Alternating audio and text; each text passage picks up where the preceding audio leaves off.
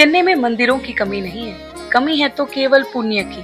आजकल लोग जानबूझकर पाप करते हैं और फिर पुण्य की तलाश में भटकते हैं। इस छोटे से जीवन में जहाँ दुख और विष हर ओर फैले हैं, वहाँ एक ही दीपक है, आस्था की ज्योति। भगवान पर विश्वास एक अद्भुत कला है। वर्षों तक प्रार्थना करते रहना, उत्तर ना मिलने पर भी विश्वास बनाए रखना, यही तो सच्ची साधना है। जिनके भीतर ये कला नहीं होती वही नास्तिक कहलाते हैं। हम भगवान से प्रश्न करते हैं, वे मौन रहते हैं, लेकिन जैसे ही हमारी मनोकामना पूरी होती है हम झुककर उनका धन्यवाद करते हैं। यही है भक्ति।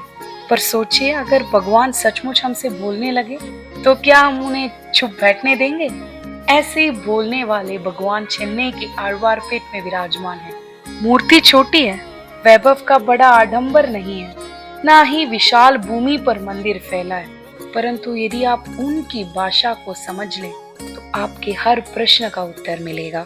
इस दिव्य मूर्ति की एक अनोखी कथा है। शोलिंगर पर्वत पर विराजमान है नरसिंह भगवान और छोटे पर्वत पर हनुमान जी।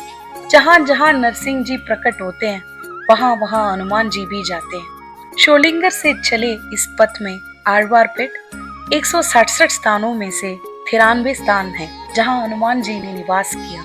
सदियों तक भक्तों को दर्शन देने के बाद कुछ 100 वर्ष पहले यह मूर्ति धरती के गर्भ में समा गई। मंदिर भी धीरे धीरे लुप्त हो गया। पर क्या भगवान की शक्ति कभी मिट सकती है?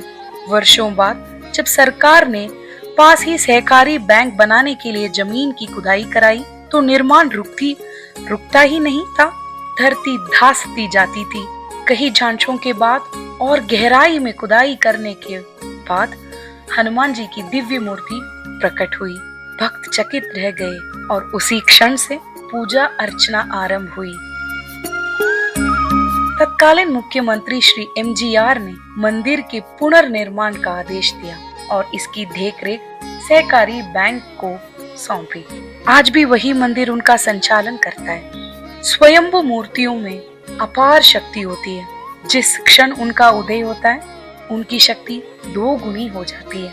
यही शक्ति आज भी आழ்वारपेट के हनुमान जी में समाई है। भक्तों का अनुभव एक ही कहता है, वे सचमुच आपसे संवाद करते हैं। यदि आप तैयार है सुनने के लिए तो बस एक प्रश्न कीजिए और आंखें बंद कर लीजिए। उत्तर या आपके कानों में गूंजेगा या आपके मन में परिवर्तन ले आएगा। संतान प्राप्ति की इच्छा रखने वालों को वे विशेष रूप से आशीर्वाद देते हैं।